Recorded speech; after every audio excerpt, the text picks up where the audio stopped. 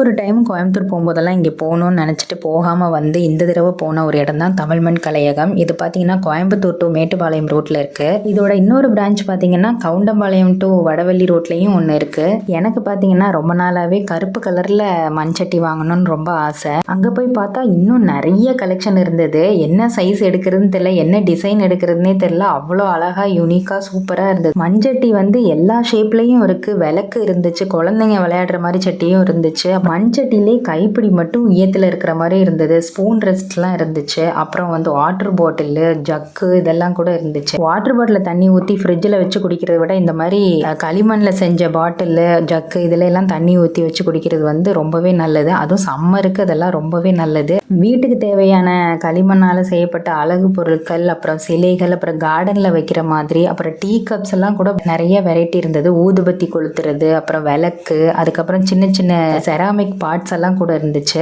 அப்புறம் விளக்கே பார்த்தீங்கன்னா விதவிதமான விளக்கெல்லாம் இருந்துச்சு. அந்த காலத்தில் யூஸ் பண்ணுற மாதிரி விளக்கெல்லாம் இருந்துச்சு. கொஞ்சம் மாடலாக ட்ரெண்டாக இருக்கிற மாதிரி, வீட்டை அலங்கரிக்கிற மாதிரி நிறைய பொருட்கள் கலர் கலராக இருந்துச்சு. எல்லாத்தையும் பார்த்து மட்டும் ரசிச்சுட்டு நம்ம என்ன வாங்க வந்தோமோ அதை மட்டும் வாங்கலான்னு நான் பெருசும் சின்னதுமா கருப்பு கலரில் 2 சட்டி வாங்கினேன். அம்மா வந்து சின்னதாக ஒரு விளக்கு வாங்கினாங்க. அரிசி கழுவுன தண்ணியை ஊற்றி வச்சு இந்த சட்டியை யூஸ் பண்ண ஆரம்பிச்சிடலான்னு சொன்னாங்க. வாங்கிட்டு கிளம்பிட்டோம்.